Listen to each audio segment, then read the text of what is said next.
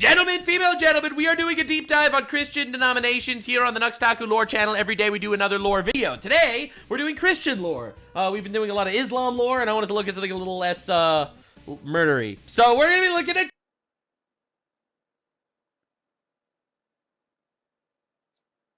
Looks like this one's probably applies most to me.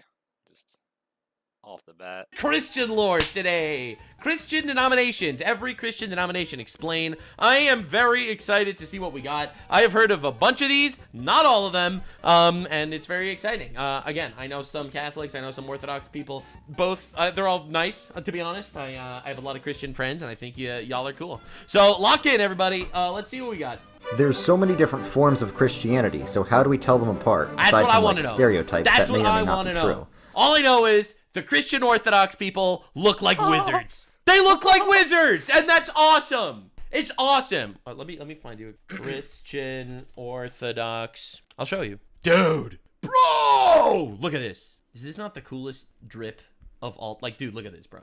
Oh my god. That's amazing. So anyway, that's what I'm trying to say. To put it simply, they're all called Christian because they all worship Christ. Yeah. They all agree who Jesus Christ is. He's truly human and truly God. He was born of the Virgin Mary. He died for our sins. He rose from the dead. He ascended into heaven and will return to judge the living and the dead. These are the essentials of Christianity. Interesting. I thought that there were some that didn't consider him truly human and truly God. I thought that some denominations of Christianity thought he was the Messiah, and he did return, and he's gonna return. But I did not know that. But that's cool. All right. Awesome. Awesome. Which are contained We got it for figuring out the lore, okay? We're figuring out... Nope, those are heretics. All right. Oh, those are in the heretical ones. Oh, those are in the heretical ones. Got it. Got it. Got it. All right, cool. Nicene Creed, the early church Yeah, document because that's like the Gnostics, right? I guess that's not going to be in this video. that all these different churches use. So they're similar in that they're all Christian, but they still have a lot of differences. Let's start with the Baptists. There's a lot that makes Baptists unique, but the main thing is... They baptize people. All right, listen, I'm not some sort of historian or anything, but yeah. Baptism. Wait, no, not like that. Like that, yeah, they don't baptize babies, because they think baptism is a personal and individual choice. Okay. Most other Christians say baptism is what makes you Christian, but they think baptism is how you proclaim that you've already become Christian, by having a personal born-again experience. So then why not do like 2 baptisms? I'm not trying to be controversial here, I'm just asking questions, and that's why I'm doing this live. You guys have to help me in chat. Why not do 2 baptisms? Like, because let me ask you a question. According to Christianity, I'm pretty...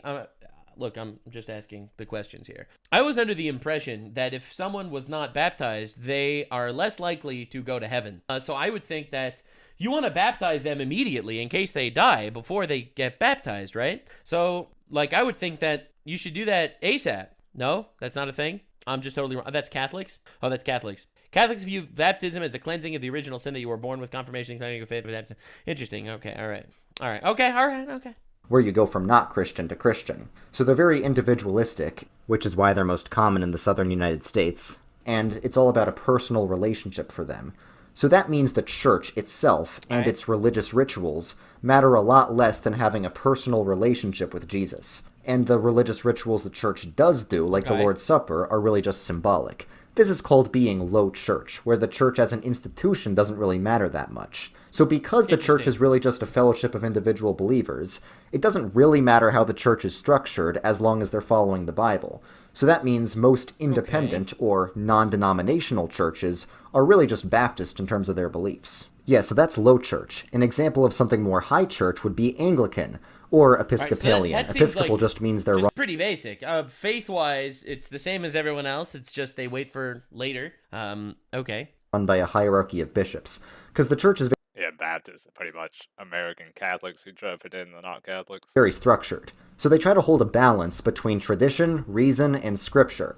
They're very eclectic, meaning they try to take the best parts from various other traditions, and that means they have a lot of diversity of belief. Some Anglicans seem more Catholic, and others seem more Protestant. And I don't know the differences in belief between a lot of these, so I'm not, like, I'm learning here at the same time as you guys. Well, you guys probably know this more than I do, but I'm just figuring this out as we go along. Anglicans see themselves as like a middle way between the two. So it's difficult to understand what Anglicanism really is, but don't worry, they don't understand it either. But yeah, so Anglicanism still has a very rich tradition, and a lot of the prayers and hymn books that people use come from Anglicanism. In fact, a whole new branch sprung out of the Anglican tradition, the Methodists, or Wesleyans. You know that little triangle the Anglicans have of reason, scripture, and tradition? The Methodists add a fourth point and turn it into a quadrilateral. They add spiritual experience because John Wesley's whole deal was he wanted the Anglican Church to be more spiritually active. Fire represents the Holy Spirit, which is why a lot of Methodist logos have fire in them. Okay, but how do you do that? How do you become spiritually active? This is pretty much just Christianity meets communist gobbledygook. And of the three persons of the Trinity, Methodist thinking is centered a lot around the Holy Spirit, who empowers us on the path, or the method that leads to righteousness. So is that just, is that like through meditation, for example? Like, aside from practice or tradition, is that more meditative? And we all have free will to join or leave the path. Free will is very important for Methodists. And at the end of the path... Free will's pretty important for everybody! What do you mean? Prayer, not meditation? Okay. Entire sanctification, where in this life we can improve so much that we stop... Which one's the LGBT one? Alright, look, I'm not a Christian, so I'm not gonna say it, but I think that the LGBT ones are none of them! Because that's blasphemy! This one... Thanks for listening to my non-Christian opinion on that. Sinning completely. And along this path, there's a lot of service to the poor and working for justice, as we strive for spiritual perfection. And certain groups arose out of Methodism that really focused on that part. The holiness movement says that if you really have the Spirit, you're going to pursue holiness. And the Pentecostals go a step further and say that that includes speaking in tongues. What does that even mean? So groups that spawned from these movements include the Salvation Army, the ones that are always doing charity and stuff, the Church of the Nazarene, a big holiness denomination, the Redeemed Christian Church of God, another big holiness denomination what do from they Nigeria. Do? Like, how is the actual movement different? You know, like, how is this a different denomination? The Assemblies of God, a Pentecostal group, and the Church of God in Christ, a historically black American denomination. Alright, next up are the Lutherans. They're named after Martin Luther because they come... I guess you could say holiness people actually do stuff. right out of the Reformation, where Luther wanted people to preach the gospel. Makes So sense. basically, I Luther like thought that. the Bible had two messages, really. Law and gospel. The law explains that you're not good enough, but the gospel says that's okay because Jesus is. So Lutheran thinking of the three persons of the Trinity is centered a lot around Jesus and his gospel, and they want to make sure that the gospel message is pure. Are you looking to your own personal experiences to know if you're saved? Don't do that. You need to be looking to Christ. How do you know that what... Wow. All right. That's interesting. So, again, according to Judaism, it's very, very into the whole idea of you have to, like, always be looking inward and making yourself a better person and stuff. I'm not saying that that's not what they say, but the idea that you should always just look to the idea that, oh, well, God is going to forgive me, so therefore I don't need to make myself a better person. Like, I find that interesting. Christ did is for you. It was given to you in baptism, because baptism saves. Want to experience Jesus now? Again, don't look to your personal experiences. You need to look to something outside of yourself. Specifically, the Lord's Supper, where the body and blood of Christ are really present and given for you. That's right. When Jesus said, "This is my body," he meant it, because is means is. Seriously, you do not want to start a fight with a Lutheran about this. It's not about ignoring sin. It's about knowing that you are saved, and you should bring that to others. Yeah, I get it, but that's not exactly what he said. He kind of said more that, you always have to specifically look towards the more gospel side as opposed to the more law side, because the law side, I'm not trying to be rude, but it kind of seems less relevant, right? Because, God will forgive me anyway, all right? He's our savior, and therefore, we don't need to... Look, I'm just asking. I'm learning about this now with you guys. I'm just trying to understand. Now, some Lutherans didn't like how the Lutheran tradition was so skeptical of personal experience, and they wanted to focus more on it, so they became the Pietists, and that's how you get things like the Evangelical Free Church. Presbyterians are up next. They're also straight out of the Reformation, and their beliefs are called Reformed. Reformed thinking is very God-centered, so they probably focus most on God the Father. Specifically, God's sovereignty and God's covenant. What? Sorry. The way God's in control of everything and the promises that God makes. Okay. Yeah, Reformed people use a lot of big theology words like infralapsarian, but the reason they use big theology words is because they're very focused on theology, because theology is the study of God, and they're very focused on God. That makes sense. They're theology nerds, and they're also kind of stereotyped as the nerdy Christians in general, and they're the most likely of all Christians to study science and stuff. All right. But yeah, anyway, Cool. God's sovereignty and covenant are the lens through which the Reformed view all of Christianity. If God's in control of everything, that includes who will and will not be saved. Yes, Reformed theology is Calvinism. Whoa, that was definitely different than... I was not going to go down that path. That Okay, includes I who didn't see will that and will coming. not be saved. Yes. Wow. All right. So this is like very, very Destiny focused. Not Destiny the streamer. I mean Destiny the whole.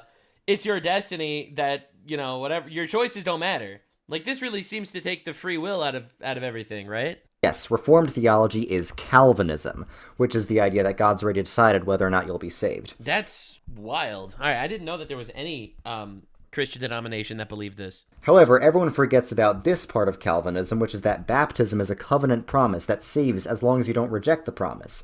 So salvation's still by faith alone. Reformed worship is also very regulated, so if you like speaking in tongues, altar calls, wild worship music, and images of Christ, don't expect to have fun at a Presbyterian church. Instead, you'll find very orderly worship, psalm singing, people sitting in the back of the church, and, of course, Holy Communion, where we do receive the body and blood of Christ, but he's not physically in the elements, we receive him spiritually. And Presbyterians aren't the only Reformed churches. There's also the Dutch Reformed, the Swiss Reformed, and maybe even the Puritan Congregationalists, who have basically the same theology, they're only different in terms of geography and history. There's also a big group of people that call themselves Reformed, but they're only defining Reformed as believing in predestination and not necessarily the other parts of Reformed theology. There's also a group of Protestants that were Protestant before Protestants existed. And speaking of which... That's a huge point of contention between the denominations? Oh, I didn't know that. I'm trying, man. I'm trying. All these groups that I've talked about so far are called Protestant. But what does that even mean? Is there anything that unites all Protestants? Yes, there are the traditional Protestant beliefs, but a lot of modern Protestants don't really believe those anymore, especially because each Protestant tradition has liberal-leaning and conservative-leaning denominations that each have their own liberal and conservative factions within them, and the most radically liberal ones don't believe anything Christian anymore at all. There are some Protestant churches that have lesbian pastors and leftist political symbols. Wait, y'all don't just call them heretics? I'm sorry. My guy, how is this a denomination? This isn't a denomination, bro. What's going on? This is like, we have one denomination where we don't actually follow the word of God. Bro, that's not a denomination. That's that's heresy. Bro. And there's others that make the news for their right-wing beliefs. Some Protestant churches look very traditional and similar to Catholics. Other Protestant churches look very contemporary and don't resemble a traditional church at all. So is there anything that all of these different Protestant groups agree on? Yes, there actually is one thing. It's that the Bible has more authority than the church. I actually fully am on this side. By the way, this is probably gonna... Again, I don't want to offend anybody here. I am 100% on board with that ideology. Every single time. The Bible will always trump man. Every time. It's the word of God, all right? It trumps, all right? That's why, I don't believe in anyone saying, don't read the Bible. Just listen to the rabbi, listen to the priest, listen to the pastor. No! The Bible is the word of God. What are we doing? Yeah, I'm fully on board with this, 100%. Yeah, every time. I'm always so frustrated when I hear people saying, no. We must listen to the counsel of men instead of, God, who came up with the whole thing. Yeah, all right. A conservative Lutheran would say both the Bible and church tradition have a lot of authority, but the Bible has slightly more. A fundamentalist Baptist would say the Bible has a lot of authority, and church tradition doesn't have any authority at all, really. Again, this isn't me saying that tradition has no authority. It's that it could never possibly contradict the Bible, I would think, right? Again, I'm not a Christian. I'm not getting involved in any y'all's way of life. I'm just saying, from my perspective, if some rabbi would tell me, I know it says in the Bible X and Y, but actually our tradition is not like that, that means your tradition is wrong. All right? That just straight up means you're wrong and God's right. So yeah, no, I'm really not a fan of the whole listen to man over God kind of thing. A progressive pastor would say neither the Bible nor church tradition have much authority at all, but the Bible still has a little bit more given the church's history of patriarchy and colonization. Oh my God. And that's why there are so many different Protestant denominations. Because if the ultimate authority is the Bible and not the church, it's okay for the church to split if people have different interpretations of parts of the Bible. Yeah, dude, every time I hear people say the synagogue of Satan... Right, every time I hear someone say that, I immediately think of I probably shouldn't, but I immediately think of the the female priest with like the LGBT like shawl. That's literally what pops into my head every time someone says synagogue of Satan. I don't know, man. Maybe that's just me being racist or something. It's okay for the church to split if people have different interpretations of parts of the Bible. And for Protestants, that's okay. They can still be united spiritually as the church, and they can usually still take communion with each other. Now, this idea is rejected by all the churches I'm about to go over, because they all claim to be the one true church founded by Jesus and his apostles. And they think that the church assembled the Bible, so the Bible can't possibly have more authority than the church. The most famous of these churches are the Catholics. That's shocking. The church has more authority than the Bible? Damn, all right. Possibly have more authority than the church. The most famous of these churches are the Catholics. They think that St. Peter was given the keys to the kingdom by Jesus, making him the leader of the church, or the Pope, and that ever since him there's been an unbroken chain of popes leading all the way up to the current Pope, and the authority that Peter had is currently held by the Pope because of apostolic succession. It's all about authority for the Catholics. They think that... Yeah, again, I think that the idea of having a pope-like figure that's seen as relatively central in the faith is important, because you always need, some sort of, I guess, interpreter for the modern day problems. However, I would think that can't trump the Bible, dog. That's wild. Church has the authority to forgive sins, cast out demons, and interpret the scriptures. So the church itself is the kingdom of God here on earth, and salvation is about I don't know. I'm not a huge fan of like the ultimate final decision. This is my least favorite denomination of Christianity. Unless, well, it depends if Satanism is a denomination, then maybe that one's worse. Right up there with it, maybe. Type guy. Like, again, God gave the Bible to us, I would think.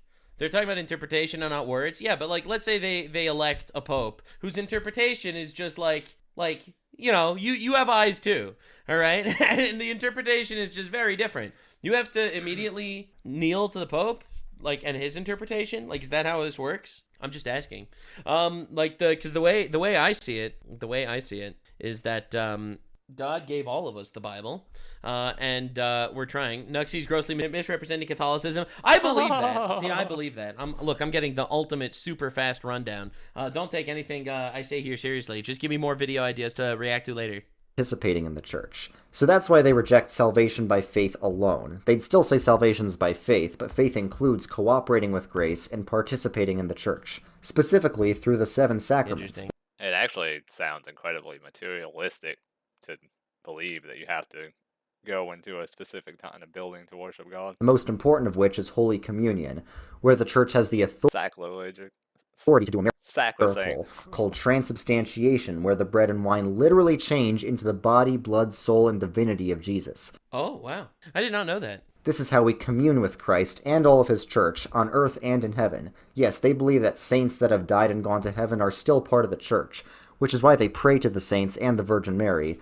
Yeah, that's another thing that I never understood about Catholicism. This one I knew about, actually. They worship a woman.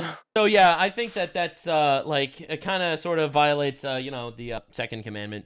I don't believe in praying to people. That sounds pretty idolatry-like. Again, I get that they're not directly praying to these people. He's not wrong. They're praying to God with these people as helping out or something. But yeah, I learned this from chat a while ago. I'm not a huge fan of this personally. At least maybe I just didn't study enough, but yeah, not a huge fan. Not out of worshiping them, but just asking them to pray for us. Yeah, what else that's what the defense is, that they're envoy. Isn't a middleman? Isn't that kind of pointless? Not actually being prayed to. They teach. Well, it's a lot, so I can't really tell you, but you could look it up for yourself, because Catholics have an answer to basically everything. Catholicism really wants to figure out everything about everything, and that's how they helped contribute to the development of modern science. Now, the Eastern Orthodox are the exact opposite. They leave most things up to mystery, and they even try to define God in terms of what he isn't. And they say we can't even really understand what God is, we can only perceive God's energies through our mystical spiritual experiences. The Eastern Orthodox also claim to be the one true church, but they had a big nasty divorce with the Catholics about 1,000 years ago. It was about a lot of things, but the biggest one was about the Trinity. You see, all the churches I've already talked about have this model of the Trinity, where the Son is eternally begotten of the Father, and the Holy Spirit proceeds from the Father and the Son. But the Orthodox reject that the Holy Spirit proceeds from the Son, saying that the Holy Spirit only proceeds from the Father.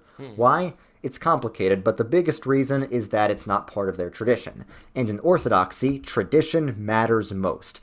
That's why all the trad people online often end up becoming Orthodox. So how does salvation work? Now, the Orthodox reject Western ideas of original sin, and they don't like to talk in legal terms the way that the Catholics and Protestants do, so instead they talk about theosis, where salvation is about oneness with God and uniting ourselves to God and sort of partaking in the divine nature itself. All right. And that happens through the holy mysteries of the church. And there's another group of churches that claim to be the Orthodox. So I believe that God gave us commandments and stuff, and the God is purely good. So the more you make yourself a better person, all right, the more good that you do, and the more you emulate God, the more, I guess, one you become with God, I guess. But again, I don't necessarily view that as requiring a church per se. I would think that would be more just connecting to God on an individualistic level, every single person separately. Orthodox churches. The Oriental Orthodox ones, these churches, you don't hear about them as much because they've spent most of their existence as islands of Christianity in a vast sea of Islam, and they're pretty similar to the Eastern Orthodox, so why have they been separate for almost 1,600 years? Well, you see, the Eastern Orthodox, along with all the other churches we've already discussed, say Jesus has two natures, a fully human nature and a fully divine nature. The Oriental Orthodox say that Jesus has one nature that's fully human and fully divine. I know, it's completely different. I don't know. What's the difference? It sounds like the same thing to me. Okay, so that's pretty much all of them. Okay. There's some that I didn't include because it's unclear whether they believe the essentials of I was wrong. This one is closest to mine. Christianity, This one is and there's mine. also some I didn't include because they vary. Why didn't you include those ones?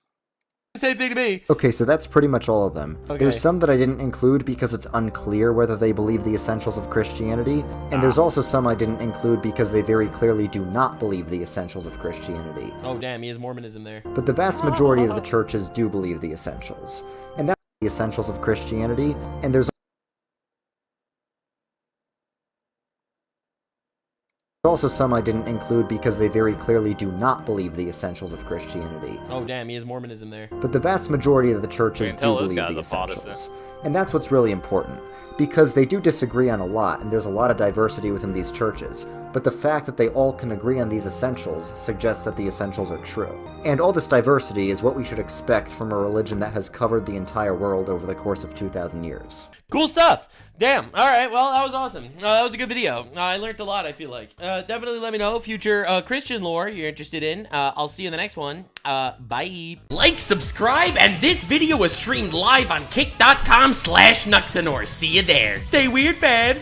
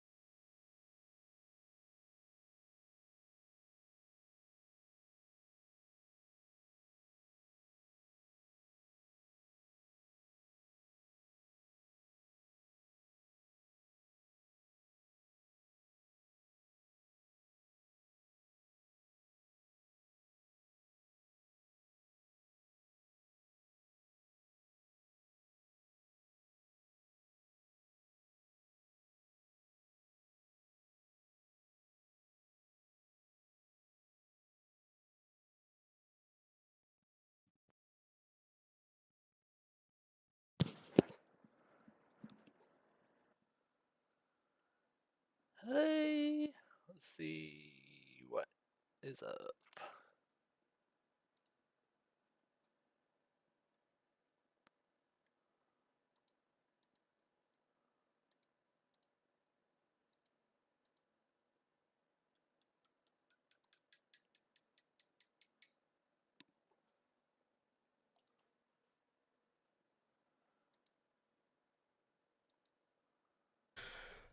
A bombshell. Doubt cast on discovery of microplastics throughout the human body. Now, pardon, right? But this was something that I was a little bit worried about over a while, because one thing that is a little bit concerning is It's in my brain! I like it when people have lots of babies and lots of children, right? Now, globally, the world's fertility rate is falling, and it's basically men are becoming like less fertile overall. Sperm ain't what it used to be, but the same thing's happening with like women and their ovaries and their eggs and everything. And one thing that was kind of blamed for as a possible culprit was microplastics, because people were even saying we're finding them in like newborn babies' brains, we're finding them in like male sperm, we're finding them all over the place. And obviously it was a little bit of concern, right? But it seems that the problem may possibly not be anywhere near as bad as we thought, because it seems it might be completely overblown. Possibly, I'm just saying, because it turns out that a lot of the studies might have been a little bit bogus, but we'll go into the article and see what it says.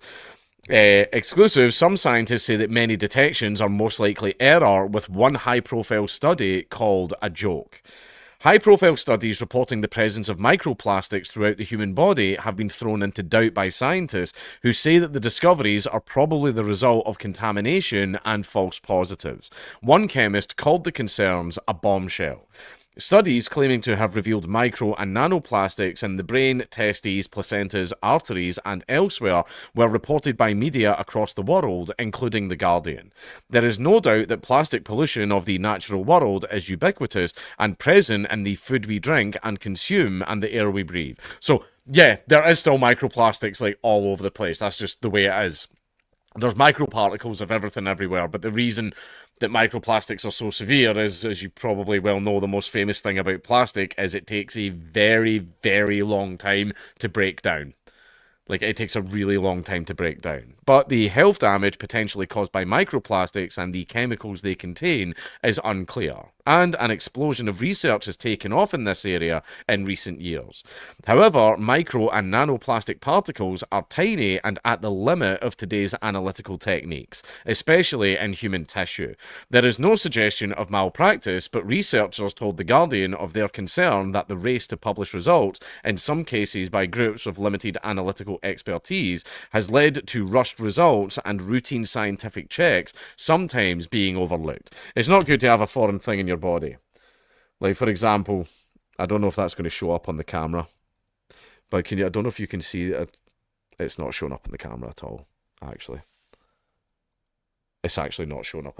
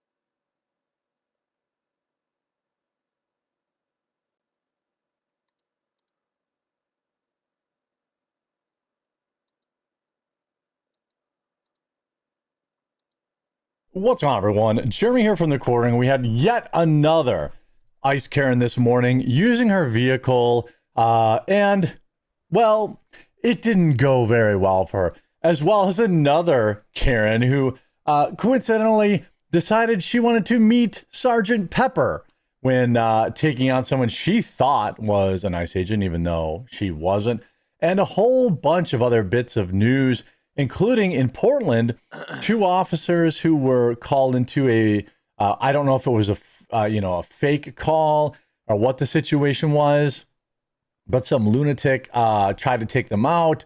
It is absolutely, this is no longer about politics out there. It's really about good versus evil. And that's the only way I can really describe it. But let's get into this video right now. Let's start with, well, not Barry. I've got so many like little segments of dumb ice Karens to share with you right now. Leave a like on the video if you enjoy dunking on these morons. Let's start with this one.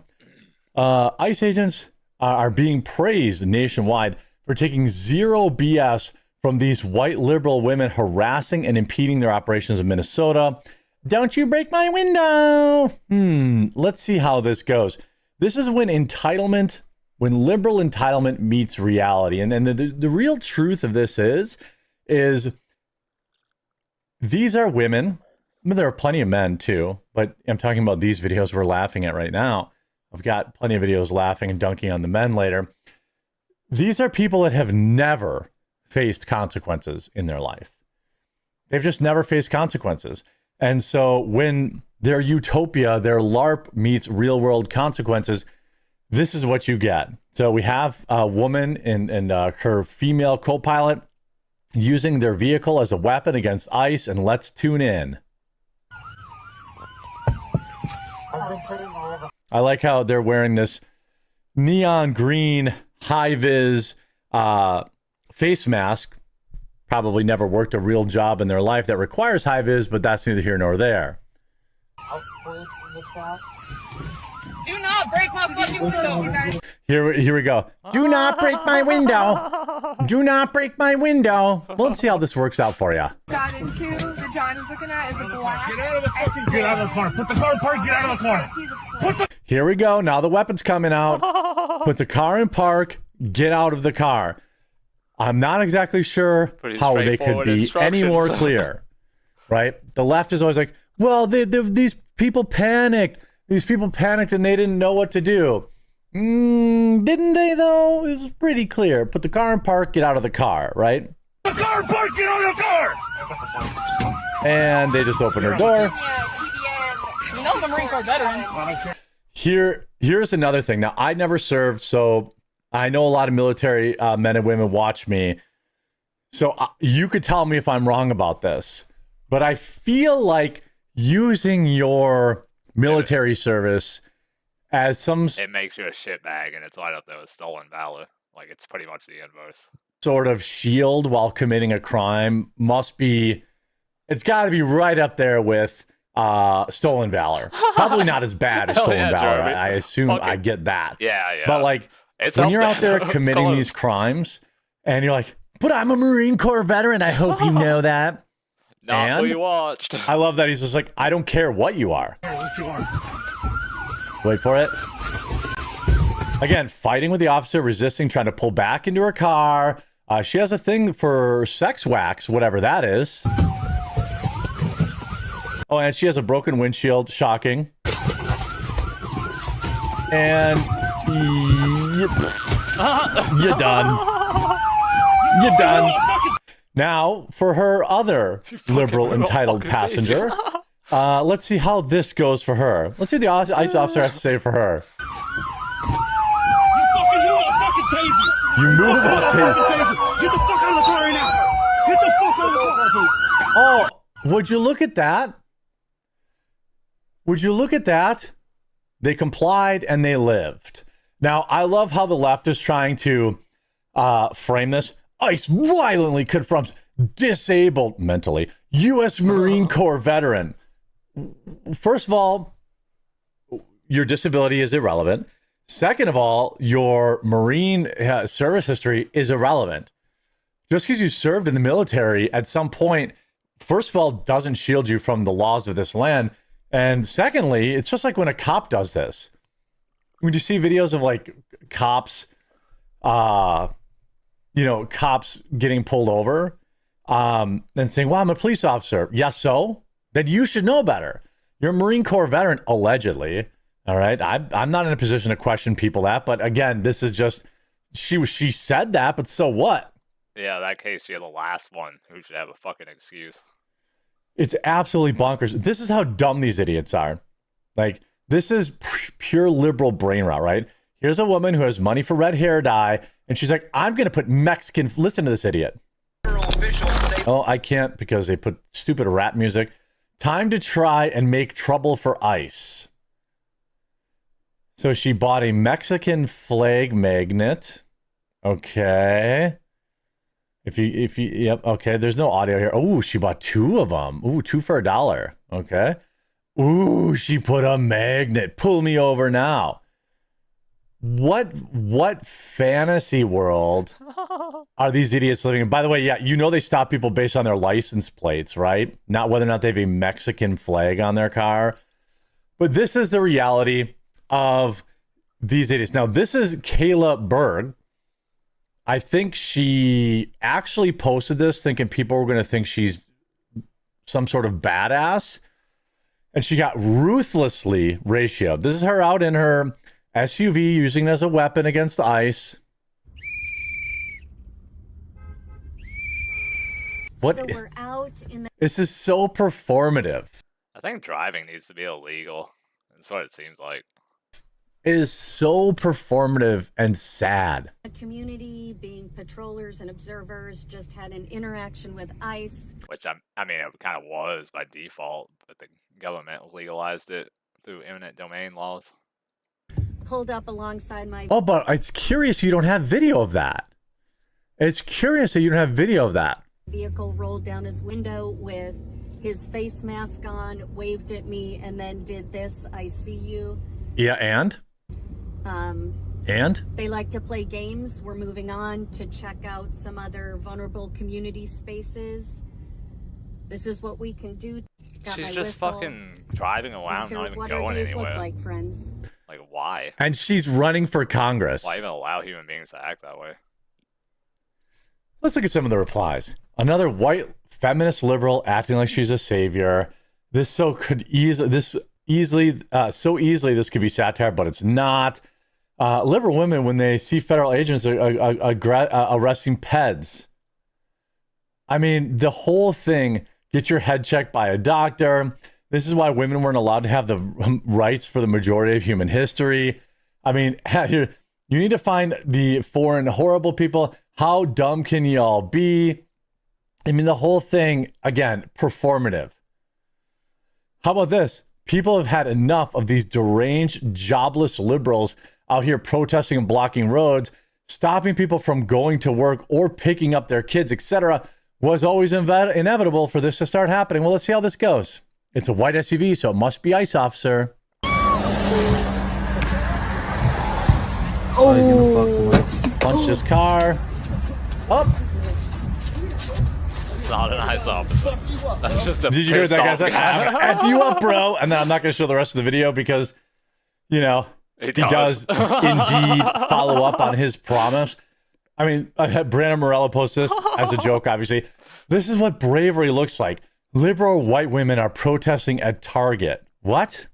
We are one. We won't stop fighting. We won't stop fighting. The ICE is gone. The ICE is gone. This is, I mean, get a job. Like, what is this even doing? I wish I would be in a store when these morons are doing this. I wish I would just live stream myself laughing at them and calling them every name in the book. This, by the way, is not a freedom of speech, a First Amendment protected right. They are occupying a private space. Well, look at them, not a man among them. Target says that except the cameraman. Their mission is to support the joy of every... Oh, here's a cuck right here. Okay, look at you. Life probably the limo driver. For all families. Then do it. Do it now. Justice over profit. Justice over profit. People over... One of us. Gooble gobble, gooble gobble. I mean, these people are completely incapable of independent thought. Now, if you made it to this part of the video, you're gonna really enjoy this. This deranged Karen thought going after people that she apparently thought were ICE was totally okay. And then she met Sergeant Pepper. Let's see how this another liberal woman, disheveled You looking. might want to repark your car, though. I'm not transparent. I'm very. Oh, this I don't know. She's wearing a Buccaneer shirt. She's spent too much time in the sun without suntan lotion. Very leathery. Whoa, whoa, whoa, whoa, whoa, whoa, whoa, whoa, Kick man! her. Get off my stuff! Get off my Kick her stuff! Get off! back. Hey! Don't touch my stuff! Kick her. Do not touch my stuff! What the fuck is wrong with you? What are you doing? You? Kick that. All Yeah, right, thank get you. pepper God damn, sprayed. you insulted. Don't touch my stuff again! Oh I no! would have kicked her way before that. Just, Oh, how'd that work out for you? That's what you get for putting your hands on people. What are you gonna do about it? Cry? Yep. She's driving a BMW SUV, of course, too. Huge waste of money. Oh no, my Apple Watch. My That's where I'll face. find out. oh no. And last night, we also had an incident in Portland where 2 police officers were called to a scene. Okay, they were called to a scene and ambushed by this individual. And so I want to make sure, I mean, if anybody knows this guy, he looks Arab to me. He could just be a fat white guy. I mean, I don't know. It could be the red lights. It's probably the red lights that are on him that make his skin look darker. He's probably a white guy. But you never really know because Portland would just lie about it. The suspect is described as Caucasian. Okay. Well, who knows? In his 30s, facial hair, black baseball cap, black jacket over a gray hoodie sweatshirt, black pants, black shoes, so he's dressed up like Antifa. He was also seen with a black backpack, a green shopping bag. This guy called police, right? Is this him? Or is that AI? If that's him, then... Well, no, I think this... No, it's just a Terry. I couldn't tell the difference there. I mean, this is crazy, dangerous behavior that, you have this guy. Like, I'm going to just drive around. This is a grown man.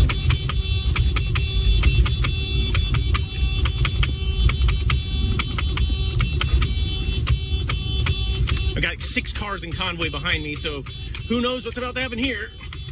Keep going, buddy. It's my home. Get out. It's my home. Get out. He's so tough.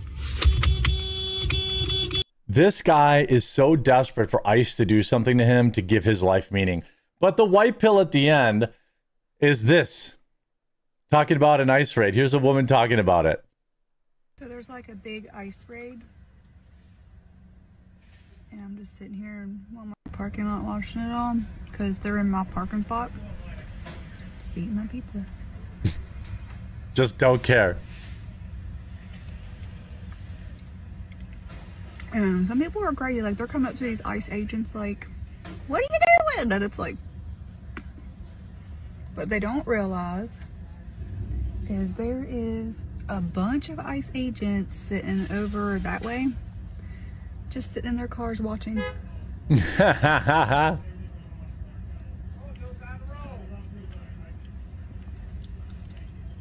Wow, people just came up after these people's pictures and were like, we can't take pictures, we're undercover. Like, they're completely covered.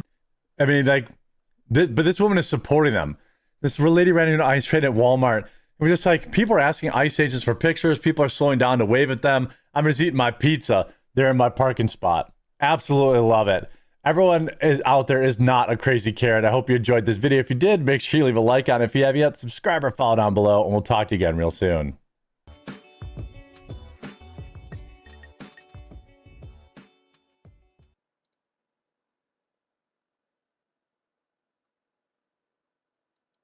What's this? In the living room, consoles like the Nintendo Switch 2, the Xbox Series, the PlayStation 5, they all have an unfair advantage over Valve's Steam Machine. In fact, all of these systems have one thing that the Steam Machine can't have, or at least it can't have it right now, and that's official HDMI 2.1 support. For Linux-based systems like the Steam Machine, that is a different story. Linux is technically not allowed to use the full HDMI 2.1 specification. And I think it's really important to point out that this is... it doesn't need to because there's so much interoperability between HDMI and DisplayPort. I'm gonna go ahead and stop watching this video now. He's gonna completely ignore that fact.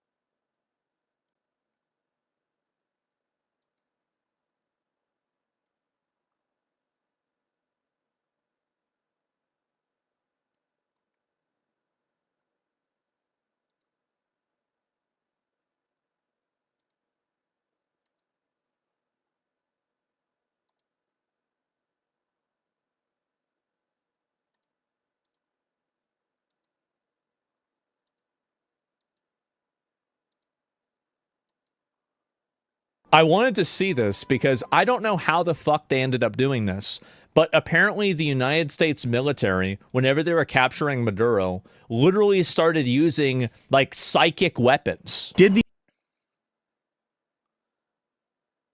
who's ever heard of Havana syndrome will probably already know quite a bit about this. The U.S. military deployed a secret sonic weapon during the raid in Venezuela. According to witnesses on the ground, the operation began with an unexplained radar blackout. Just imagine that, bro.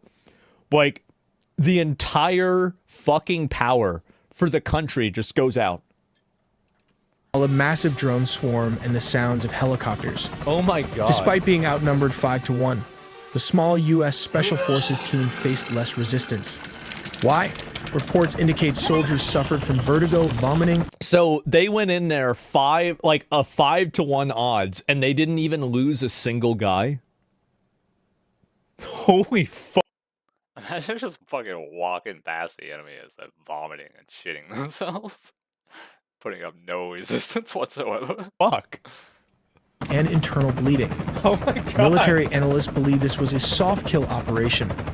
Like, even if the U.S. soldiers didn't have the cutting edge fucking equipment and outfits, like, you'd still feel like a badass anyway. You might as well fucking be naked walking past them. Likely utilizing a high-power microwave device. More detail all in the video ahead. What the fuck? Based on witness testimony, here's how the event likely occurred.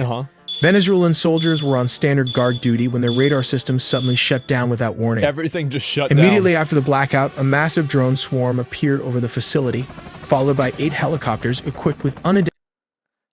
Venezuela, they didn't have top-of-the-line Chinese equipment, but they did have some mid-range stuff that's pretty dang good. Technology. But useless against our offensive tech. I don't even know what it is. A 20-man team of Delta and Special Forces operatives deployed from the helicopters. 20 guys. The encounter took a mysterious turn when the defending force of 100 soldiers reportedly froze, leaving them unable to compete with a smaller elite team. Witnesses noted that the Delta Force operatives fired with impossible precision, estimating a rate of fire near 300 rounds per minute per soldier. I'd imagine a lot of ricochet from the tall buildings. They probably miscounted the actual shots being fired. Misappropriated some ricochets. What the fuck? Echoes as well. Oh my god. Yeah. It is theorized that Black Hawk helicopters were used to deploy this capability, utilizing disc-shaped radar attachments to launch a directed beam at the opposing troops. Jesus. They reported internal trauma. Here it is. They suffered immediate vestibular incapacitation, meaning a total loss of balance and paralysis. Some even reported bleeding from the nose and vomiting blood, symptoms consistent with internal hemorrhaging. Oh my god. While the Pentagon hasn't officially disclosed the specific hardware, military experts... It's probably an LRAD, right? I mean, that's what it's got to be. Similar, but it's like, you know, like turned up to 11. Call this a soft kill system. So how does it actually work? To understand... The LRAD is used mostly on protesters, as a non-lethal. The weapon, you first have to look at what it did. The most likely candidate for a weapon that creates that kind of internal pressure without external sound is a high-power microwave device. Just microwave the shit It out relies on... Yeah, that's why I call it an MLAV instead of an LWAV. Something called the fray effect. Oh my god. The weapon, probably carried by a Chinook or a Black Hawk helicopter, fires a focused beam of pulsed microwave energy, not sound waves, that passes right through the skull. These beams are absorbed by the water in the brain tissue and the They're literally microwaving your brain. Fluid in the inner ear. Jesus This Christ. energy causes a minuscule rapid heating of the tissue, less than 1 degree Celsius. But that tiny sudden expansion generates a pressure wave inside the skull. The consequence? The target hears a sound, clicks, buzzing, or a roar that originates inside their own head, bypassing the eardrums entirely. Oh my god. If the frequency is tuned to the resonance of the inner ear, it violently disrupts the body's balance, causing immediate vertigo. At higher power levels, that rapid tissue expansion can rupture capillaries, leading to the reported nosebleeds and internal trauma. There's another possibility. This is like, I mean, you think about how fucking insane that is. Oh my god. Yeah, if targeted for long enough, you will die. God. There's no avoiding it. A weaponized infrasonic pulse emitter. Instead Some of a continuous crazy shit, beam, yeah. this device would fire high-intensity slugs of low-frequency air pressure below 20 hertz. Oh. These waves Yeah, this is the what he was talking about. The waves travel through the body to LWAV. match the resonant frequency of internal organs like the stomach or lungs. High-intensity infrasound can actually cause cavitation, the formation of bubbles in bodily fluids. When those bubbles collapse, they create tiny shock waves that damage tissue. The target feels an intense vibration in their gut, leading to severe nausea and effectively paralyzing. Do you remember all those guys with like their fucking rinky-dink cars that have like metal walls on the side of it with like them wearing a ski mask and an AK-47? Like, this is straight up the difference between, like, they went into this and they treated these guys like it was like an uncontacted tribe with like fucking bows and arrows. That's a fair comparison. Pretty much was that. It's not even like they didn't even have a chance. Them with pain and sickness. Sticks and stones versus AK-47s, essentially. Tactically, the reports Holy suggest U.S. fuck. forces use this technology as the ultimate force multiplier. The result was that the hundreds of diff, Venezuelan guards mentioned in the reports weren't fought in a traditional gun battle. They were incapacitated, sick, dizzy, and bleeding, long before U.S. troops made contact. This allowed a small team of And approximately... you've got to keep in mind, too, that this is the thing that they're willing to show. Think about the types of technology and the things that they have that they're not even willing to show even for a mission like this. I bet this is probably like the maybe B tier, but probably C tier technology they have. Like they have space. Yeah, no, they literally. It probably is A tier, but I think Asmon's kind of forgetting that there's also an S tier. Drop down to Space Marines and they use psychers for fucking backup support. They actually got invaded by the Imperium. 20 operators to walk virtually unopposed through a much larger force. But that's not it. The U.S. military has another secret weapon. This 20 years ago? Analysts called it the Iron The Dome. difference is like, so I talked to a guy that I know that knows about this, and he said that they've had LRAD, but all of the different technology like this that they've had, they never had it portable. So I think the technology that I think was unexpected here was that they could use this in a portable helicopter that's able to be moved around. This is the first example of it I've seen from an aerial perspective. The U.S. military has another secret That's weapon. what he told me. He was in the military. Analysts called it the Iron Dome of the Caribbean. Yep. They said the airspace over Venezuela was impenetrable, locked Really? down by the Russian-made S-300 anti-system. Really? Wow. How'd that go? A beast capable of swatting aircraft out of the sky from 150 miles away. Uh-huh. But in the dark night, the myth of invincibility didn't just crack. It evaporated. The opening salvo didn't come from pilots, but from physics. The U.S. Gerald R. Ford, stationed off the coast, unleashed a barrage of electronic warfare so dense it didn't just jam the Venezuelan radar screens, it burned them white. So it just turned them off. Well, that'll work. The S-300 operators at Captain Manuel Rios Air Base were Turn 'em blind off. before they ever saw the missiles Do you coming. believe this fan fiction? I do, because it worked. I do. I think it worked. I saw it. Yep. The first kinetic strikes were surgical from a destroyer. Two Tomahawk cruise missiles slammed into the S-300V and radar arrays. In an instant, the eyes of the Venezuelan So they defense just blew network it were up. turned into twisted, red-hot scrap metal. Precision-guided bombs walked down the flight line. One by one, the Su-30s and the aging X-16s parked beside them were engulfed in fireballs. God 7 damn. jets were erased before their pilots could even reach the ladders. What the fuck? It wasn't a dogfight, it was an execution. But the final blow was psychological. At 4:20, the roar of jet engines shook the windows of downtown Caracas. The target was Fortuna, the headquarters of the Ministry of Defense and the nerve center of the regime's So yeah, you have to keep in mind, like, this guy, he was at the main military base. It's not like they just got this guy at his, like, residential home. No, they literally went into the main area with the military, and they just got him out of that. military command. The strikes didn't level the city, they decapitated the leadership's ability to communicate. As smoke billowed from the ministry buildings, the message was clear to every commander on the ground: you are alone. You are alone, and that no help is coming. But all of this is just a deception. The main target is none other than the president. We finally have the declassified timeline of how U.S. forces breached the heart of Caracas and extracted Nicolas Maduro. Extracted him? Let's start with step 1. Yeah. The setup. This didn't happen overnight. For months, the U.S. had been tightening a naval quarantine around Venezuela.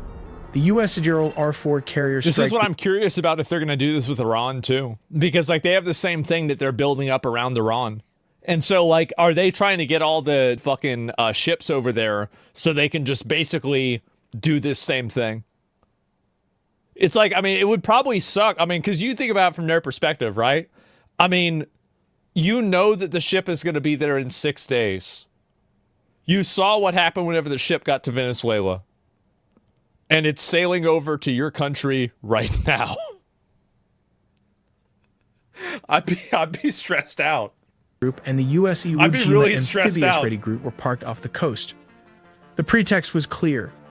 The U.S. designated the Venezuelan government a Come away, narco-terrorist state, specifically targeting the drugs lords. But while the Navy squeezed the coast, intelligence assets were tracking one man. They waited for a specific window, a moment where Maduro was stationary and vulnerable. Step 2, the strike. It began at exactly 2 in the morning Venezuelan 2 Standard a.m. Time. High above, several F-35 stealth fighters punch a hole through the enemy lines, destabilizing their anti-air defenses. Like these Russian S-300 missiles located all over the strategic high-value target.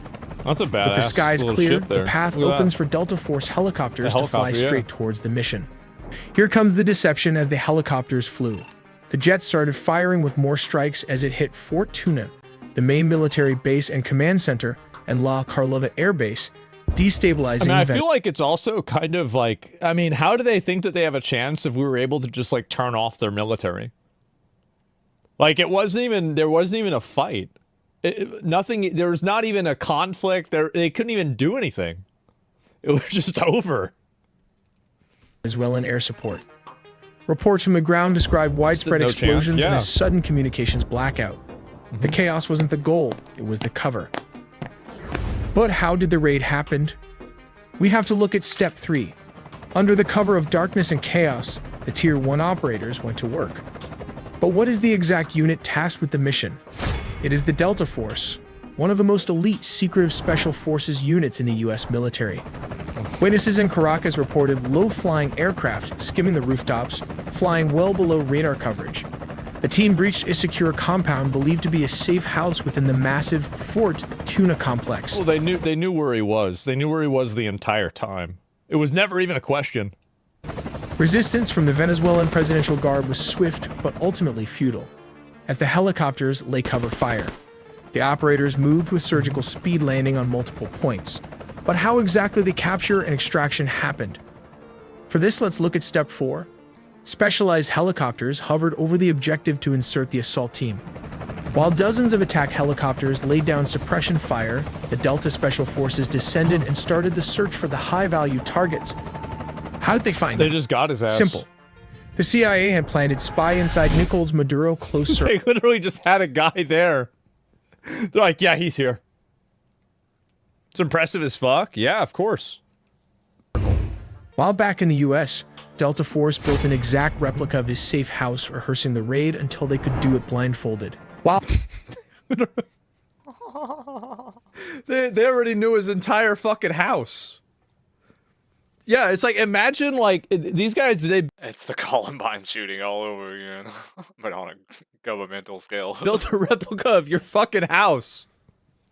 It's a cool video, yeah. While operators breached the room so fast, his security could not even react to the situation as the sound of flash grenades disoriented the security guard. Using blowtorch, they caught him before he could even lock all the doors. Maduro's shock and awe froze him as Delta Force reached the compound. Nicolás Maduro and his wife, Celia Flores, were physically secured. This wasn't a negotiation. They were detained and immediately moved to the extraction point. These aircraft are capable of performing urban extractions from buildings and refueling in midair. What the fuck? We make original 4K 3D animation with a small team of animators. So please support us by subscribing and dropping in a comment for more exclusive engineering animations made just for you guys. Oh my god. Back here in my well, free state. there it is. Do you think they knew his jerking off hours? I bet they did. I bet they knew everything about this guy. They knew all of the stuff that happened. I mean, especially the fact that they had these fucking sonic weapons that were just basically turning off people's brains. Like, I don't know how any of these other guys, like, I think it was interesting, right? Is that the president of Colombia, after he had that call with Donald Trump, he posted the photo of, like, you know, the Colombian national animal with, like, a bald eagle. And that was it. Yeah, no more of that shit. I'll link you guys the video. That was pretty fucking insane. But, yeah, I didn't even really know exactly. Yeah, just switch him off. Yeah, bro, like, he was done.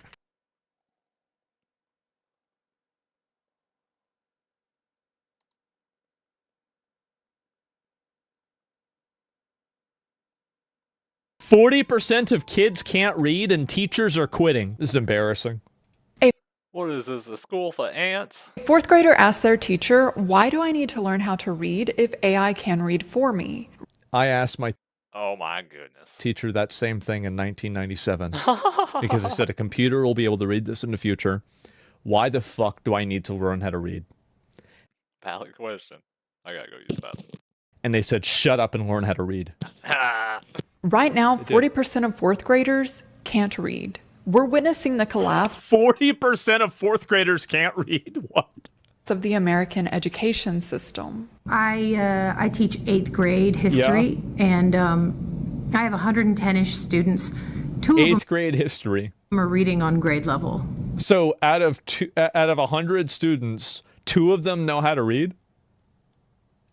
Right now. 18 of them are at a kindergarten level. 55. See, what we need to do, I'm going to explain the real problem here. What we need to do is we need to get these blue, purple, green, fucking haired Karens out of education, and we need to get the guys that are in the military. When you retire from the military, they need to have a pipeline from you being in the Navy SEALs to you being a high school history teacher. And I guarantee you, they're going to learn how to read. Absolutely. Yeah, you bring in veterans and you say, listen here, you little shit. You're going to learn how to do this. You're going to know everything about World War II, and that's going to be it. Yeah, Navy SEAL PE teachers? Exactly. That's the big problem. 5 of those students are between a 2nd and 4th grade level. We were doing guided notes, supposed to be a real easy day. It was review. They wrote down Maryland was founded as a safe haven for Catholics. It was on the board. They wrote it down. And before we moved on, I call on a student and I ask, hey, where were the Catholics one more time? And these students, what they do is they look at me and then they look at their notes and then they look at the board. They look back at their notes. And some of them never answered me. They never just sit there like a bot. Oh my God. Figured out the answer. It was wild. And I kept giving them hints, like rephrasing the question and saying, like, it's in your notes. We just wrote it down. We just wrote it down. Where are the Catholics? It's on the board. Yeah. And they never got it. They can't read their own notes. Wow. Not, and I don't mean their handwriting. I mean, like, they probably can't read that either. They can't make heads or tails of it on the page. They're just straight up retarded. These kids have a frightening ability for information to go from their eyes. I feel like this chick's lying just because of fucking hair dye. Like, I'm pretty sure she's stupid as well. To their hands. The students aren't the only ones. And not pass through the brain at all. What do we do, y'all? That ship is sailing. Future batteries. Future. Like, this bitch probably just thinks she's the shit. Future batteries. Sailing across the ocean. And there is no one at the wheel. What she described is terrifying. The information goes through their eyes, down through their hands, COVID's without at passing fault. through I don't their think it's only brains. COVID. But this isn't an isolated I think a lot of students just realize the teachers are dumb also. So they stop incident. caring. This is nationwide. I looked up the actual numbers. Only 23% of fourth graders can read at a proficient level. 23% can read at a proficient level? Seriously, if you do a study on the teachers, I bet it'd be bad also. What? What? Level, just 23%. Then we have the 8th graders, only 26% are reading proficiently. For all the reforms, adding technology into the classrooms, and debating about funding, we're now at 40%. Wow. We didn't get better, we made it worse. Yep. I've been teaching since 1993. And yes, we have... Again, replace these women with Navy SEALs, all of these problems are going to go away. There's not going to be any more problems. always had kids who struggled to focus. But what's happening now is on a whole other level. Yeah. You remember how it used to feel when the How old's teacher 8th grade? would 13, pull 13, out 14. the cart with the big TV and the VCR attached? Absolutely. Yeah, not anymore. Now I've got kids asking to skip it. They literally can't just sit and watch. I'm a 90s. They can't watch movies. They're so cooked that they can't even watch a movie. Oh my God. That's impressive. It really is. Kid, so I know exactly what she's talking about. When that rinky-dink TV rolled into the Bill classroom, Nye? that was the best day ever. Absolutely. But today's kids are overstimulated. TV is not cutting it. When Yeah. we were growing up, they said we watched too many cartoons. Right. Now kids don't even want cartoons. They can't. It's not The enough kids can't handle cartoons anymore because they go on too long. stimulation. They get bored. Kids today are growing up watching Cocomelon and YouTube. I mean, this is a kid that's on a tablet at 3 years old, and she's beating her head against the sofa. I mean, like, really, at a certain point, you have to think to yourself,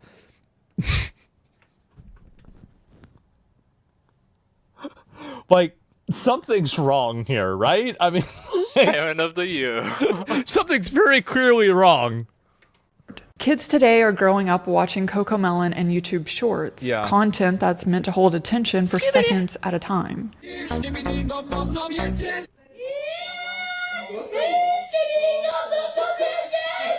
And now we're asking them to sit in a classroom. I don't think that's so bad, really. I don't, because like that's just, you know, kids liking kids stuff, right? I mean, we like stupid stuff when we were kids. The new kids like new stupid stuff. That's fine.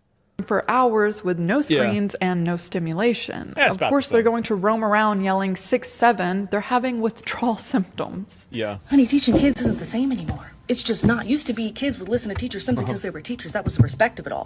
Now, no, honey. I got to keep the kids constantly engaged. Not even just engaged, but almost overstimulated. The candy isn't even working anymore. Giving out candy for positive reinforcement doesn't even work anymore. They don't care about that. Girl, I'm using chimpanzini bananini just to get my kids' attention, just so they'll look at me. She's talking faster than XQC. Yeah, she talks too fast. Is that what you have to do to hold the attention of a 7th grade class now? I'm pretty sure that fucking. Oh my god. Makes them not care. Oh, hello. Look Girl, at this. boy, I got kids saying 6, 7 repeatedly. They don't even know how to spell 6, 7. Catching me doing this mid lecture, just to see if they're paying attention. You watching? Hello, we there? Girl, it's so bad now. It's so bad. Yep. TVs don't work. Candy isn't working. The only thing that grabs their attention is TikTok memes. Those are good things. Chimpanzini bananini. Wah, wah, wah. Bananucci, monkey, monkey, monkey, uchi. All right, I take it back. This is dumber than what we got into. This is really stupid. But only because we didn't have AI. What we got in, it would have been just as bad. This is really dumb. Or chimpanzini, cocosini. Wah, wah, wah. Boop, boop, bada bim. This is monkey, monkey, monkey, uchi. This is really stupid. Despite these apps requiring users to be 13, Wow. kids are on them way earlier. They're on them at One study 5. found that a quarter of kids aged Uh-huh. 11 to 15 said they use social media to forget about their problems. 17% Like, said I mean, you're 11 to 15. How You many have problems problems. do you What the fucking fuck? have? Like, really? Like, I mean, when I was 12 years old, I didn't really have problems. Like, what do you mean problems to begin with? What problems? Problems at 11? Yeah. What, you didn't get pizza today? Like, they tried to cut This bitch, fucking mom of mine, keeps asking me about cleaning my womb.